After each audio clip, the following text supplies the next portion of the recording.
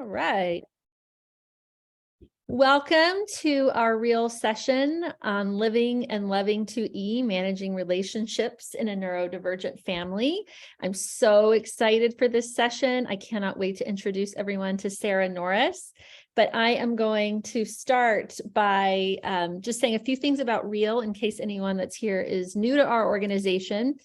I'm Callie Turk. I'm the co-founder. I'm joined by Yael Valak, who is my co-founder, and our partner in all things good, Abby Kerrigan. And we as an organization are supporting twice exceptional students by building bridges between their educators and parents. So we do this by having lots of resources, workshops and programs, events and tools. In case you're not familiar with what twice exceptionality is, I imagine most of you here are, but just in case, twice exceptional learners have distinguishing strengths. They have high ability or potential in one or more areas, such as leadership or academic or intellectual. Yes. But they also have complex challenges. They may have dyslexia, dysgraphia, dyscalculia, ADHD, autism, anxiety, and these things combine and can make it very difficult for people to understand what's going on in their lived experiences at home and at school and in life. We have a lot of resources online. If you go to our website, we have categorized them by key topics such as advocacy or anxiety, distance learning, all these different topics that we have tools around or resources, blog posts, videos. Please check it out. We have a lot of great events coming up the rest of the spring. On March 12th, we're hosting the fantastic duo from Autism Level Up to talk about how we can best support our neurodivergent children. Then we will be having a lunchtime chat on April 24th about being mindful and how we can work on our own anxiety so that we can self-regulate and co-regulate with our kiddos. We will then spend some time May 9th talking with Dr. Tasha Oswald of Open Doors Therapy about how we can think about celebrating our 2E child, even in the midst of all the challenges and complexities that it brings to our own life. We also do run bi-monthly parent support groups through our partnership with Parents Helping Parents, and our next one will be on March 2nd, and then again on May 4th. You can register for all of those events on our website. You can also sign up for our Google group there. We have a private Google group with about 400 people where you can ask questions and get answers and learn more about resources and events that are going on. And you can follow us on Facebook, Twitter, or YouTube, where all of our recordings are posted. We do also offer workshops for parents and educators. I'm not going to spend a lot of time on this slide, but if you think you'd like to bring us to either your parent community or your school, please reach out. We would love to talk to you about the options. And then lastly, just want to mention that we are a nonprofit. We just got our nonprofit status last June, and we would welcome any financial support or donations that you may want to send our way so that we can continue to offer all of these programs that we're doing for parents for free or for at a cost that even anyone from any socioeconomic background could afford to join. That's our goal, is to keep things accessible. So without further ado, I am going to introduce Sarah Norris, and we're going to hop into the questions that we have prepared for today. I've accidentally pinned you, Abby, so just so you know, you're pinned. I meant to pin myself. I am super excited to have Sarah here. I mean, I'm going to introduce her as a professional, but I'm excited to have her here on a personal level. I'm a parent of 3 kids, one of whom is twice exceptional. And we met Sarah because we were trying to learn more about her, about our daughter, and how we could support her. And that's a long journey. And I think anyone who's out there who has neurodivergent kids can understand, like, you have all these pathways and you meet all these people on your journey. And Sarah is just one of the most spectacular people that we've met on our journey. She worked at the STAR Center in Denver, and we went out for a full sensory evaluation, and she just really was so respectful of my daughter, and she was so kind to me, and it was such a lovely experience that even when we were done being in Denver, I kept and keep calling Sarah, probably like quarterly, just to be like, here's the latest challenge I'm having. How can I address this? What are your good tips? And she always, like, I take very detailed notes because she always has like 10 ways she says things, like 10 phrases that pay that I know I'm going to use with my daughter and it's going to totally work. So she's just an invaluable resource that I am so pleased that I know, and so happy to introduce her to our real community. She is the founder of the Sensory Coach, and she's a licensed certified occupational therapist, and she's worked in a lot of different settings, but now she is doing this mostly virtually with people and helping them understand their children's sensory needs. She has like a wide range of credentials that you can read on our website, but I think what is really interesting is that she's just a continuous learner. She's always learning and growing, and so she's gone through a journey of uncovering her own neurological and sensory differences, and this really informs her understanding of how she functions, how her family functions, how we all function. And it has given her, both through her clinical work and then through her personal life, a real understanding of the complex needs of 2E learners and how neurodivergence really impacts all the relationships in our lives and all those family dynamics. And I love what she said on her website about why she founded the Sensory Coach. And it's because she said, one of her clients said, none of us are broken, we're just different. And Sarah is going to help us explore how that's true for our families too. We're not necessarily broken in our families, but there are differences. When Sarah and I met to talk about this session, we had some intro points that we wanted to make, just to acknowledge, and I have this little statement here that I'm going to say, that Sarah and I are both cisgender white females, and we were born and raised in the United States, and we've had access to education and resources that obviously are going to shape our perspectives on relationships. And those are always complex. So we want to acknowledge that our perspectives may not be universal for everyone. Maybe you come from a different cultural background or a wide range of differences we can all have. But we do know that there's something about the vocabulary and language that we're going to use to describe in this event that we hope will address universal themes, no matter what your background is. We may have gaps in our knowledge and understanding. We may assume things based on our experiences, but we really are hoping to be universally relatable and understanding that this topic is really experienced in highly personal ways and contexts. So I'm going to start by asking Sarah a few questions that we came up with and that came in through the registration process, but I hope everyone will feel free to throw their questions or comments in the chat, and also to introduce themselves in the chat if they'd like to. So Sarah, could you please start just by introducing yourself and, if you don't mind, share some information about your personal journey as it relates to family relationships with this neurodivergent slant? Yeah, I think that's enough of an intro that I can probably go for an hour now, but I'll try to keep it concise. And just thank you so much for your kind words and for inviting me to be here today. And also for acknowledging, our perspectives, our identity, and how that, shows up in the way that we work and the way we communicate. So to give more information beyond what Callie has already shared with you guys, I have always been drawn to people that need someone to talk to. And especially those who are marginalized and are having some sort of experience of feeling left out or feeling misunderstood. And so I'm just really fortunate that life created a path where I could do that for a living.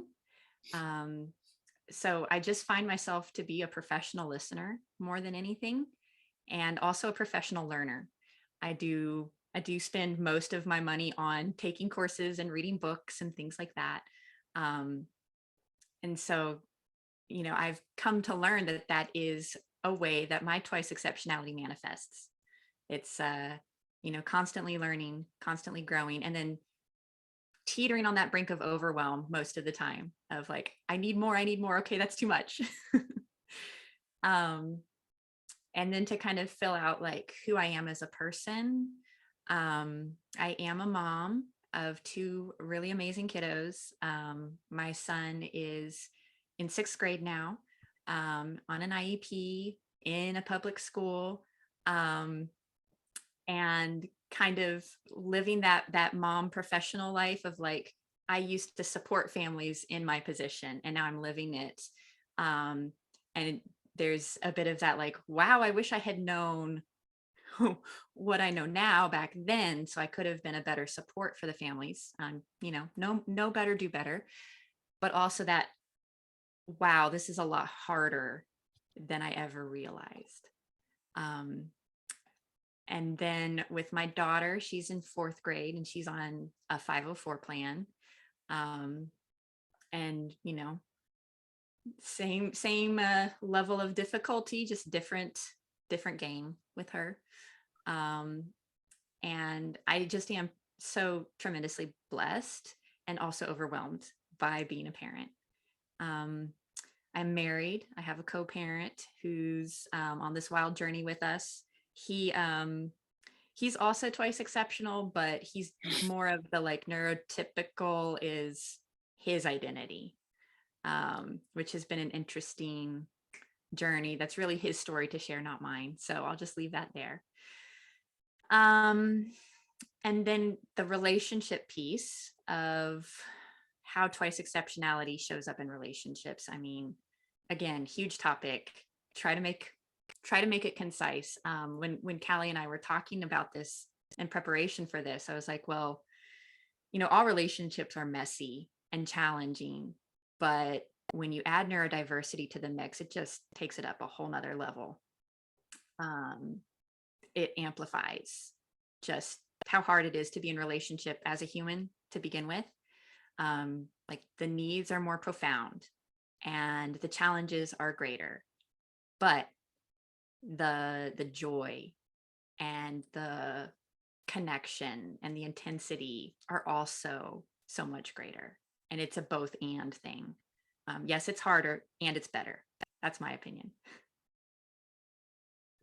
I love what you're saying there. And it does make me think about like the amazing observations and the way my daughter sees the world and how that has enhanced my life in so many ways.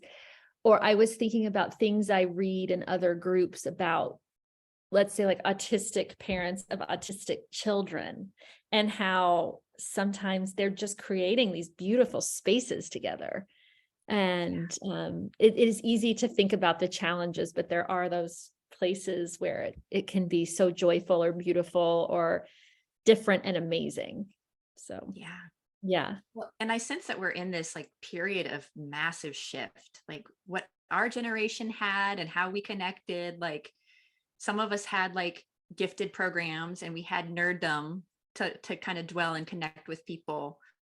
But what our kids are creating and how they're connecting and the world that's going to exist because of them is going to be so much different. And it's really exciting to see. Yeah. And I think like you don't want to like sugarcoat anything or like make everything sound doom and gloom. It's all light. No, there's no black and white. All life is these shades of gray, and the relationships, especially as our kids get older, really feel like shades of gray. The knowing what's the right path is sometimes hard. And so you and I had talked when we met about this fact that all family relationships do have their own dynamics, and that neurodivergence can shift the nature of those dynamics.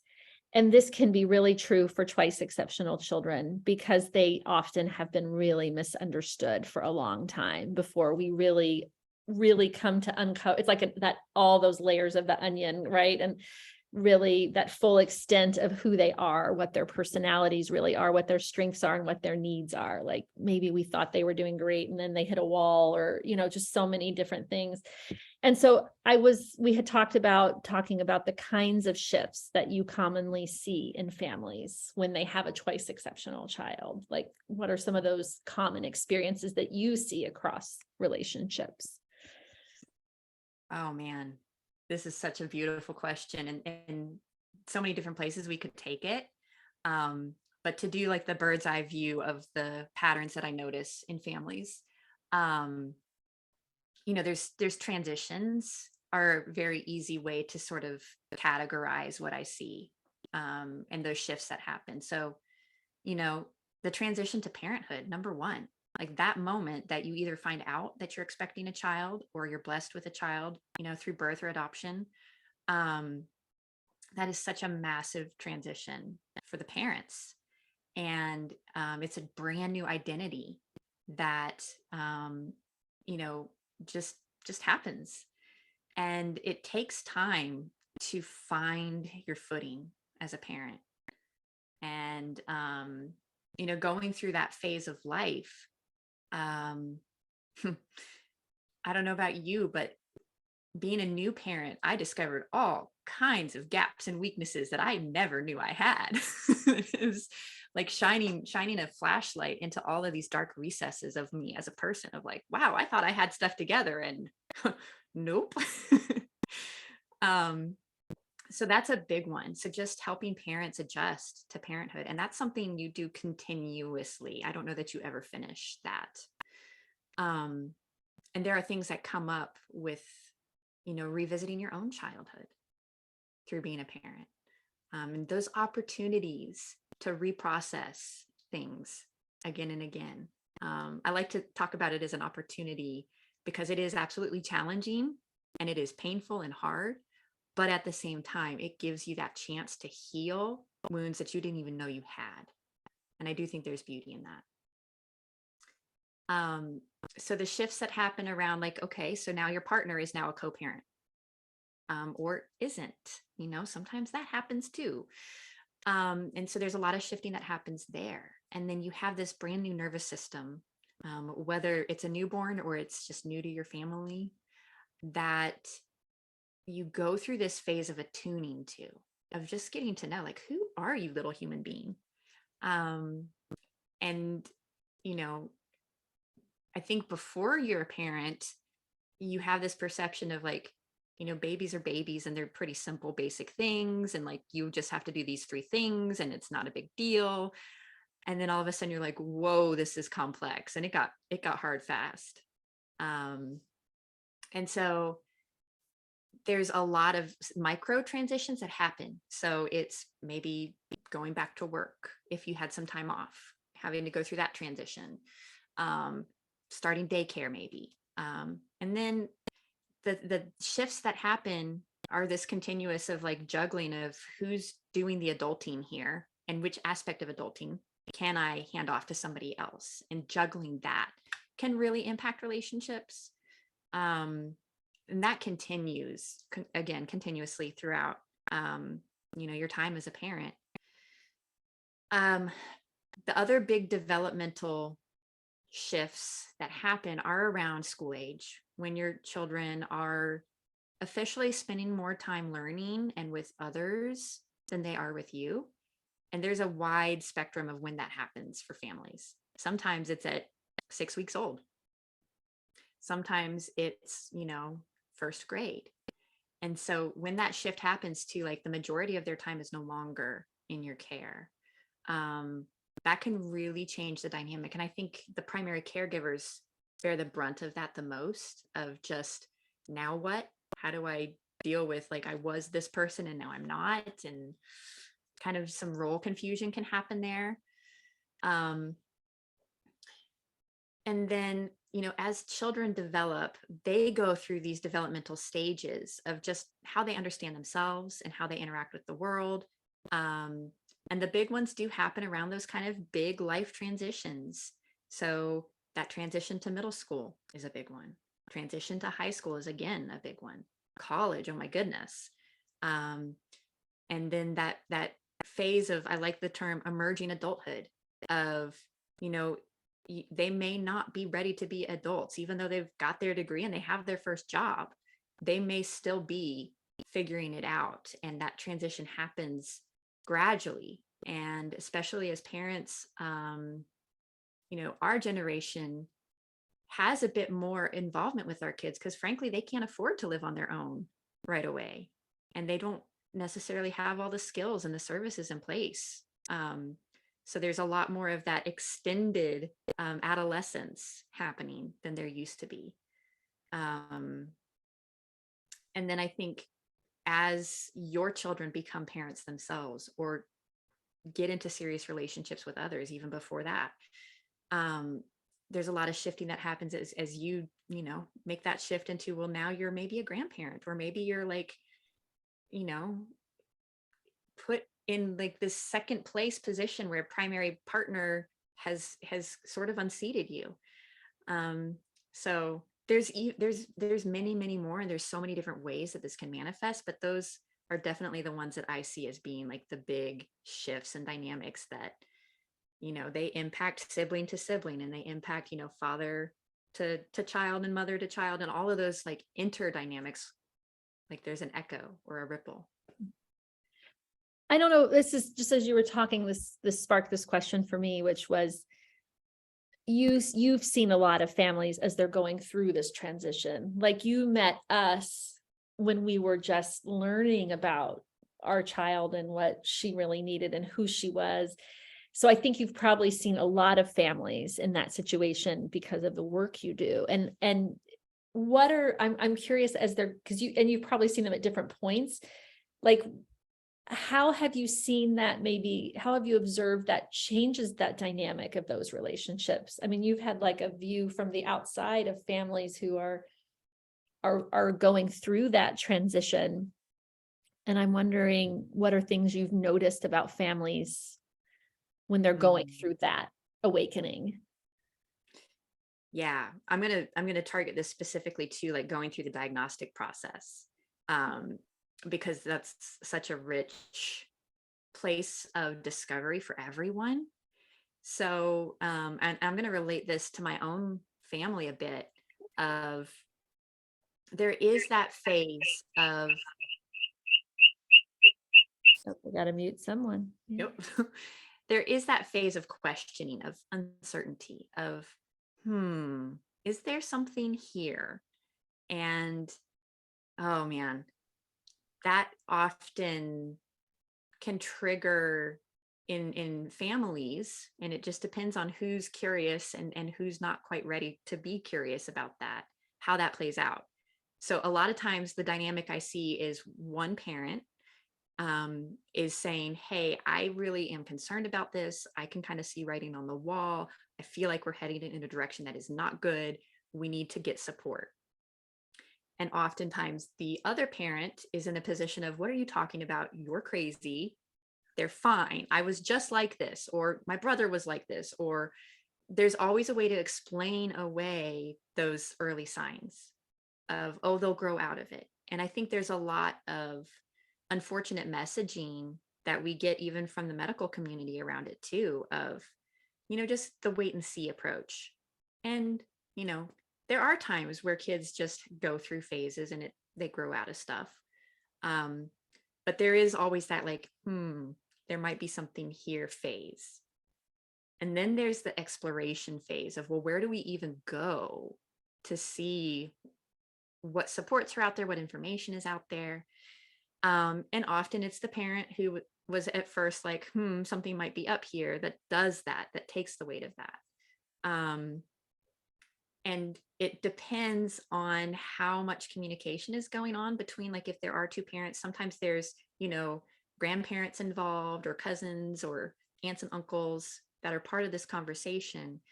And it can go a lot of different ways. Like, sometimes by the time you get to the evaluation process, everybody's on board. They're like, yep, we need this information. We need this support. Let's go. Unfortunately, a lot of the time it's more of, I don't understand why we're doing this. And there's a bit of sometimes even blatant resistance of, you're wrong. I don't care who this professional is. This isn't true. And so there can be some splintering and shattering that can happen. And it almost feels like picking sides of, okay, so I'm on side, hey, our kid needs support. You're on side, our kid is fine. And now we have to fight about it. And that's really uncomfortable territory for a lot of people. And I'm wondering then, based on your own knowledge and working with clients through that, and also just seeing people go through that, like, are there a few things that stand out to you that you're like, families who get through these phases, they do these things in their relationships? Like, these are the things that keep the relationships going, even through all of the various conflicts that can come up. Yeah. Well, I think when the conflicts come up, the families that get through it, um, first of all, they get outside support, emotional support. They have someone or multiple someones they can talk through this with. Because what happens is the emotion gets really high around this kind of thing. And when there's a disagreement, those emotions can cause ruptures in your relationships with your direct relationships. And to minimize the damage, I think it's really important for everybody involved who has different opinions to have a way to talk it out and to Mhm. come to their own conclusions. There's this kind of like cycle of completion of thought of like, I have this feeling, I have this thought, I need to finish my thought so I can understand my emotion. Then maybe I can hear you. And so I do think that's really key. And so sometimes that's a therapeutic relationship. They have therapists that they talk to. Sometimes they're part of a parent group. Sometimes they have friends or siblings that they can talk to. But I do think that's really key, is just having someone to talk to that can hear you out and not stop you in the middle of your sentence and tell you you're wrong. Right, right. That's true. Um, I think to what you brought up, this point about like sometimes it's just between the caregivers and sometimes there are other people that are involved. And I think this comes up a lot, is that it's the grandparents, that relationship is causing a lot of the strain in the family. Um, and so with ourselves, we can, I mean, with ourselves, we can make the choice to find someone to communicate with and to work on our challenges, right? And some of us may be able to get our partners to do that too. Not all of us. I'm sure some people could use some tips about how to get your partner on board for that. So maybe you can answer that, as well as, like we get these comments from the grandparents. Like Yael said, like, yes, you just don't discipline them enough. And so we can't always force our grandparent relationship. We can't force our parents to seek that out. I mean, I know I'm always coaching my mother to do that, and she's pretty resistant. But yeah, how do you kind of get, if you're on board with that, but your co-parent or your grandparents aren't, like, then what? Yeah, this is so difficult. And it's something that it kind of, you do need individual coaching around this because the dynamics can be so tricky. In general terms, though, I think what's so key is to find your truth and just be really solid in what is true for you. And, that takes time in exploring, like, how do other people talk about this and think about this and what feels right to me. I do think intuition is super key, and being able to follow that and be supported to follow that can really help you find that sense of this is true. I think there's also a level of accepting that perspectives are always going to be different about your child and about you. Mhm. And you don't have control over other people's perspectives, unfortunately. And so being able to let go of, yeah, that's their perspective. And it makes sense to them. It doesn't make sense to me, but my perspective doesn't make sense to them. And being able to just accept that dissonance of, yeah, there are going to be times that we do not see eye to eye. And that's really hard if you grew up in a situation that sort of trained you to be a people pleaser. Mhm. It can be really hard to just be like, yeah, I can't make you happy right now, and that doesn't matter. And to me, it always comes down to the health and the well-being of the child that is, that we're talking about here. Of, you live with that child and you get to see and you know intimately what triggers them, what stresses them out, and what brings them joy, and what helps them feel calm and connected. And that is the most valuable source of information you have. That is your truth. And the other voices, sometimes they can come across as trying to be supportive and helpful, but just misguided. Sometimes they can be downright toxic and harmful. And I think being able to get enough space away from a situation that may feel more harmful than helpful is really, really key. I keep moving, so my family can't keep up with me. So that's one way to deal with it. It track you down. Right. But in all seriousness, there is that you do need to find that safe space for you and your family.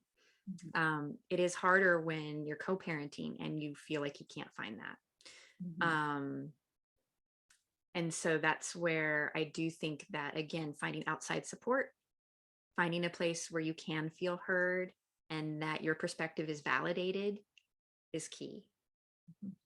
And then when you're feeling really, really like the highest version of yourself and really like at your best, you can also think about how your partner and your in-laws and the other grandparents, their perspective is valid too. Sometimes. Right. Only when you're in a good place.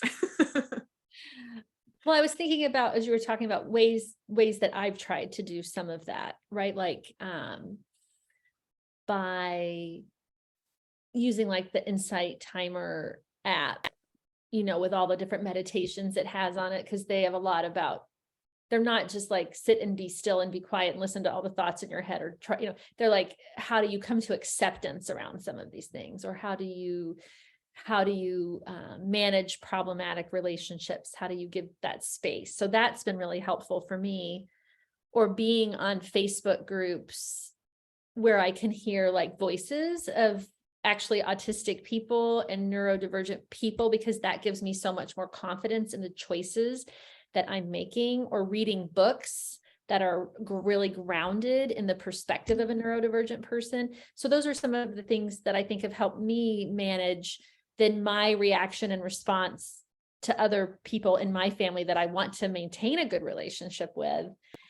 I'm curious, just based on this, like, are there other things that you think are really good for helping with that? Like when you have to come back to your true voice and your true self and be very grounded in what you believe is true.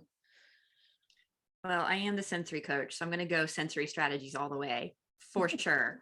But there is that, how do you tune into that still small voice inside you? And so for some people, it may be a walk in nature. For others, it may be journaling. And some really do well with being able to like verbally process, having someone to talk to. And so I do think that just finding your rhythm and your place of like, okay, so how can I tune into what my intuition is telling me? And then, there's a lot of resources and places out there that I have found really helpful and valuable in my own journey. And, I have the best of both worlds. Like I read the parenting books, but I also read like the psychology books and the therapy books. And so I get stuff from both arenas. And I don't know how much you want me to like name specific organizations and okay. Things that you think are helpful. Yeah, of course. Yeah. Well, I think one of my go-tos at this stage has become Kristen Neff. She is a researcher. She's researched mindfulness, self-compassion. And she's got some really great resources on her website, selfcompassion, I think .org or .com, one of the two. She's got a couple of great books. She co-authored a workbook with Chris Germer that is fantastic. You can take like 8-week courses on mindful self-compassion that I highly recommend, that are based on her curriculum. So what I think is so key about self-compassion is that, you know, being able to hold space for yourself. I think so many of us that do have twice exceptional kids, we spend so much of our time and energy just trying to make sure they get through the day or the week or the month or the year. And we usually don't save enough of our energy to recoup ourselves. And I think finding a practice like mindful self-compassion can really open that door and remind us of how important and valuable that is. Mhm. Mhm. A similar one that's same but different is Tara Brock. She has some really great offerings online as well. She's got some great books as well. Um, but I'll recognize, like, those are my, you know, two cisgender white women that that I really resonate with, Yeah. and that they really speak to me. But there are a lot of other, you know, teachers and people that practice in this area, all different kinds of backgrounds and identities. And so, you know, those are my people, but there may be other people that speak more to others that might not be, you know, the same as me. Well, and I appreciate you saying that. And I think those are great resources. Ditto to my resources too. They work for me, and we all have to figure out what works for us, right, in our own backgrounds. But you touched on this about like the energy people have. And I think I can combine these two questions into one, which is, there are situations where maybe one parent feels like they're doing all the heavy lifting. And that can be true in any parenting situation, but it can be even more exhausting emotionally or physically, like when the whole world is out of sync with your child. And so you're Mm. trying to help this child, right? And similarly, I think sometimes parents just don't have the energy for each other. So it can be that sometimes it's one parent is doing all that heavy lifting with a child who's so out of sync with the world. And then sometimes both parents are just plumb exhausted by the experience. So I just would love to know, like, what kind of guidance do you give for parents when they're going through those situations and those times? I feel like I can't talk to this one without being such a hypocrite. Like, here's what we should do, but we don't Right. actually do it yet. I encourage you to. Yeah. No, it is really hard. It's really challenging. And, you know, it's a constant um, struggle to just find the ways to do that. And I would say, I guess my top three recommendations would be: number one, just communicate, be honest and straight with each other, and recognize those moments when you're not okay and you're both not okay. May not be the time to try to connect, because that's a recipe for a rupture. It just is. Um, and finding a way to be like safely not okay separately, just, you know, just maybe in your own different spaces in the house, or just for 15 minutes. But being able to respect, like, I'm not okay, I can tell you're not in a good place either. It's probably best for us to detach, try to regulate on our own before we can come back together. um, and so that self-awareness and that communication is really key.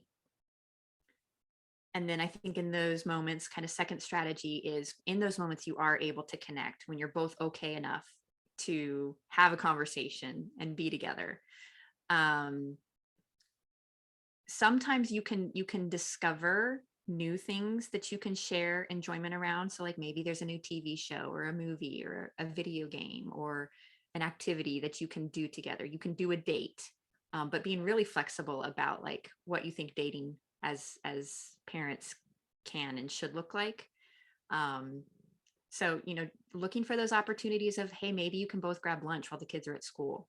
Mhm. um, Maybe you can sit down and, you know, enjoy a favorite snack after the kids are in bed.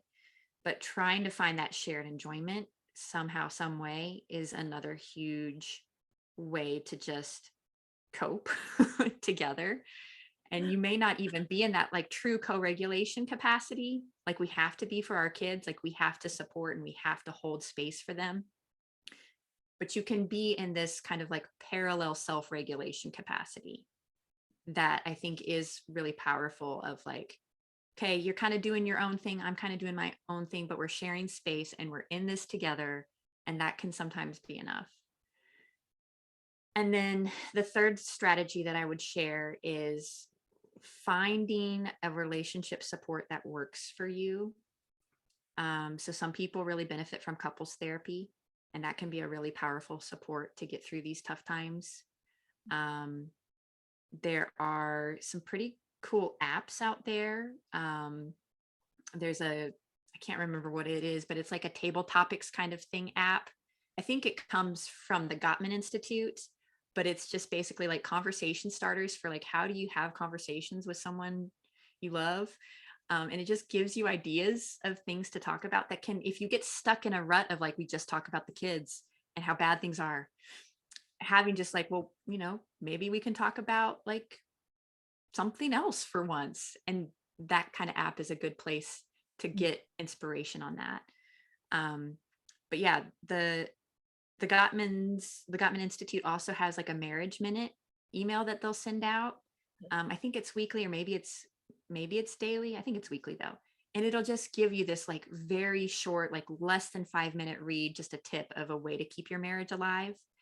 And I only acknowledge like maybe one every quarter, but it's still really helpful to have that just ping in my inbox of like, that's what I could be doing if I had the time and energy.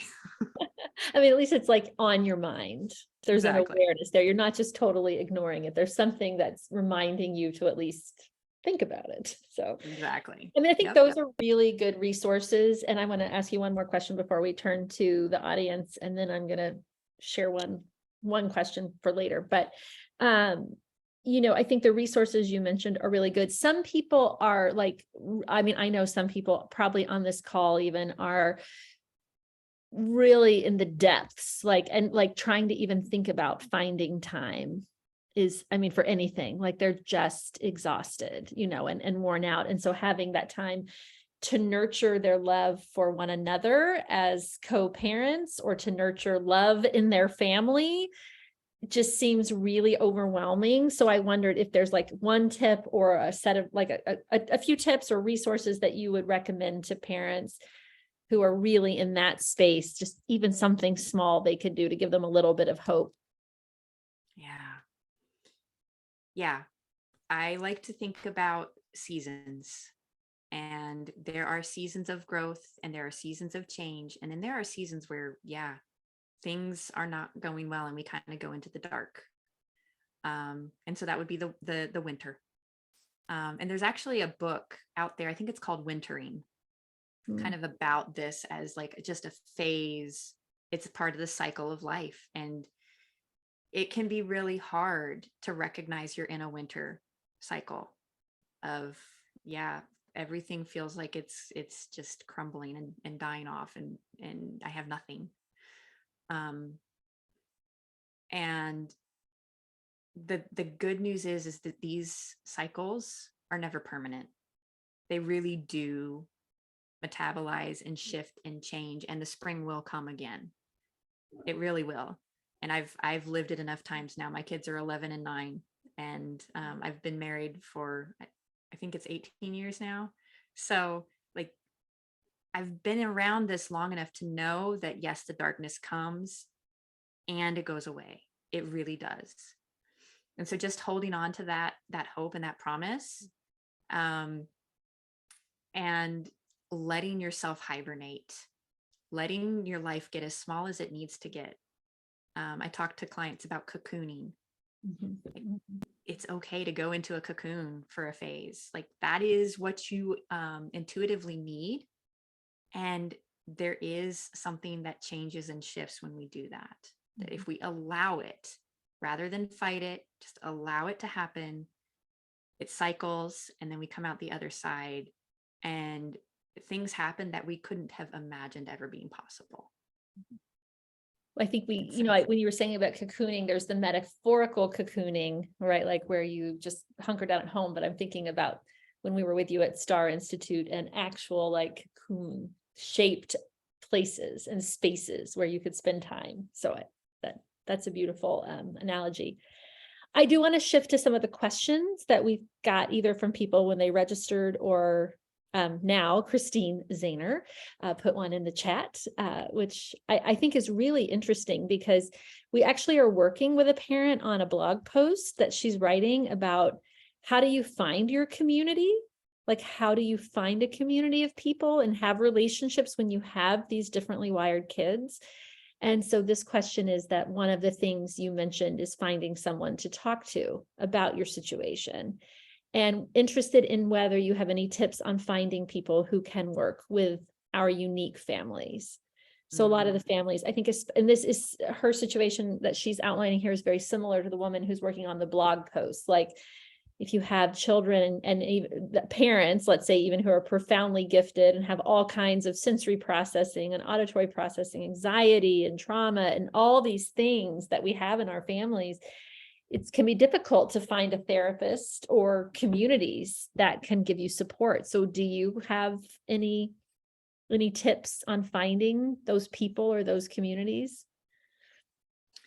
Yeah, it's so challenging. And again, kind of each individual case needs kind of individual coaching on this, because I mean, the kind of therapeutic and community support you need is going to really vary based on the phase of life you're in and the challenges you're facing and all of that. There are, I think, a lot of resources online, which is a place to start. But I think more and more, especially as people are emerging from the pandemic, there's such a need for real life connection. So, finding an interest that your whole family likes, or maybe just two of you, and you can do like a special time. I will say for my son and I, it's been Pokemon Go. That just finding that thing that gets you out of the house, and maybe you're not interacting with people, but you can see other people out and about. I think being really flexible with what your understanding of community support is and social support is helps you recognize what you might already be doing. Yeah. And then, being able to find people, there is so much of that, knowing the keywords to search for. And I'm definitely, I strive to be neurodivergent affirming in my practice and in my work with clients. And I do think that's a really key search phrase when you're looking for therapeutic support is, does this person even know what neurodivergence is? And do they see the value in difference? When you're dealing with the unique set of combined challenges, like the concentric circles of, who's going to overlap with you in all of them is going to be very, very small. And they are out there, but they may be struggling to find others too. Yeah. And so trying to see, well, can you find your bigger tribe first? Meaning, like, so maybe this is someone who's also really, really bright and is really, really interested in whatever it is that you or your child is interested in. And you can maybe connect with that community. And within that community, you may find, and you'll probably gravitate toward those that have more in common with you than, the organization itself would set you up to know. Yeah. I think it's really hard when you have all the overlapping things to find any one person who can address each thing too, right? And so I mean, in our work with Katie, I think you're the best for sure at understanding who she is and helping me, but it's hard to find that one person, and so sometimes it's just like in looking for schools for these kids, you have to kind of keep moving around as your needs change, or as it doesn't work.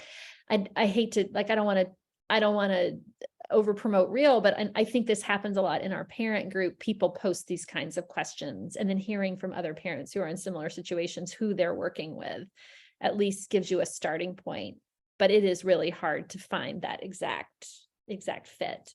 So we have a question about siblings. Yeah, The- I want to address that one, but I want to say yeah, yeah. one more quick thing. Um, when you're searching for community, one of the things that is important is just pacing yourself, because there are times where you reach out and you think something's going to work out and then it doesn't. And giving yourself time to recover from that, and just knowing like, yes, this is a need and it's an ongoing need, but it might take time. And you might have to like, well, that worked for a while, but now that my kids have grown out of that phase, now I have to look again, and just, Mhm. yeah, pace yourself. Well, I think that dovetails so well too with the blog post that this person is writing for us, because she talks about, we tried this group and then we tried this group, and how she went through lots of different ways to find her different community, and yeah, what she learned from that is exactly what you're saying. Um, so, and I think giving ourselves the space, like Iman is saying, this means a lot to her. Yeah, that recovery, and I think my word for the year is grace. So we have to not just give grace to other people, but to ourselves, to have that space for recovery and bouncing back. I think we can get very like, it needs to happen now. It needs to happen now. We have to solve this problem now, but that doesn't always lead to the best relationship outcomes. So, Mhm. Yep. yeah, I don't know if you want to say something about that. I'm trying to figure out this question in the chat and I don't know how to word it. So I'm going to look at that. Okay. Well, I'll start talking about sibling relationships and then you can guide me if I'm going the wrong Yeah, this direction. was like either one neurodivergent child and their interactions with the neurotypical sibling, or two neurodivergent siblings. There's so many relation challenges. How do we support the sibling relationships? Yeah. Yeah. Yeah. Well, it's it's damage control more than anything. How do you keep them from killing each other? Like if you can get through the day and nobody ended up dead, okay, that's good. Um, all joking aside, though, siblings are probably one of the most important relationships that any of us will ever have. Um, and I think I don't want to like leave out those that are only children from this conversation, because there's an element of relationship there too that I think is key to point out. But when it comes to, you have multiple children at home and they have varying needs, what is so key is whether they're neurotypical or neurodivergent, is everybody's perspective is valid. Everybody's. And kids as well as parents. So if you don't like dinner, that's valid. And we can hold space for that. It's really stressful and it's really hard on me is trying to figure out what to get on the table, but it's valid. And so when you have kids that are interacting with each other, different phases of life, you're going to need to intervene in different ways. I'm at the phase where they can thankfully do stuff without me being in the same room. But there are times where the voices get really loud, or I hear someone saying stop or crying, or, I know that that's my call back into action. And there is that, you just have to be really careful about making sure that both or all children get that space for their thoughts and their feelings to be validated. And there's so many different ways you can do that, but I think that's the key, is letting them know that what they experienced and their perspective of it is valid. And it's kind of back to that, letting them do that completion. So many times when we step in, when there's a conflict between our kiddos, we have to interrupt them before they hurt each other or before they say something unkind. They still need that sense of completion, though. If he did something wrong to me, it upset me, it hurt my feelings, and I need to express that, and I need to be angry about that in some way. So just teaching them, well, how do you do that away from him? It's okay to have these feelings, but it's not helpful to direct them, because that's just gonna, it's kind of like that domino effect. As the dominoes get bigger and bigger and bigger, and the impact gets heavier and heavier, the more you stay engaged and locked in. So just teaching them to respect each other and to do that self-regulation of disconnecting when things are getting heated. Mhm. Yeah. So we have so many other questions and not enough time to get through them all, but I'm trying to see if I could consolidate down to one and then our final question. So we may go a few minutes over if that's okay. I saw, yeah, Yeah, what did you, oh, we have a question for, yeah, we'll just go with that one. How siblings can express their feelings. I was actually thinking, so maybe we'll table the other ones. We'll just have to have another conversation with you sometime for sure. But I was thinking also not just how can siblings can express their feelings. I like that. And also, what is the language that you use as the parent in the moment to help them get where they need to be? So I have a framework that I use just for my mind. And then the language that I use is going to vary based on their age and where they're at. But my framework is every relationship has periods of rupture and periods of repair. The ruptures we don't need to be afraid of as long as we have a robust enough relationship. So we actually need to put more thought and effort into the repair than the rupture. Like, what happened, what went wrong? Yeah, that's important. But what's more important is how are we going to move into tomorrow being better? And I rely on a lot of nonviolent communication as my sort of like menu or recipe book for how to do this. But a big part of it is just being able to recognize you felt a thing, I felt a thing, you have a need, I have a need. Let me hear what you need. Now, can you hear what I need? And teaching the kids how to do that it takes time, and they don't want to do it. That's the hard part too, is like they just want to be vindicated. But just teaching them like, yeah, and also you want him to share his things with you again in the future. So for that to happen, he's got to like you enough. And so just teaching them that like, yep, you're going to get upset. That happens. And you can also make things better. Yeah. Yeah. And then to just kind of give just a couple quick ideas for how to let kids express themselves. I mean, any type of expression that your kid has access to and they like to do. So they can draw, they can write, they can talk, they can make videos, they can scream into their pillow, they can go for a walk and create something with sticks. There's endless ways for kids to be able to express, and it doesn't have to be verbal. Yeah. Yeah. I like scream into a pillow. Go into a closet and just scream. Yes. I love that. So just to close it up, I mean, I know we've talked about it feels like we spend so much time and energy as parents focusing on the challenges we face, like with our children, with our co-parents, with the grandparents, with ourselves, and how do you focus on the good in the relationships while not sugarcoating the realities? Yeah, it's another one of those both and. It's hard and it's beautiful.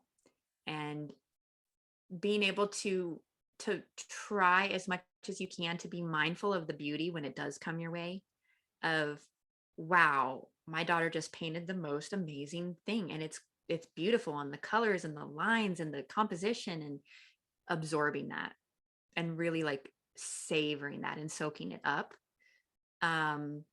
Sometimes you also have to create the beauty, and that's a hard thing to do when you're already doing so much.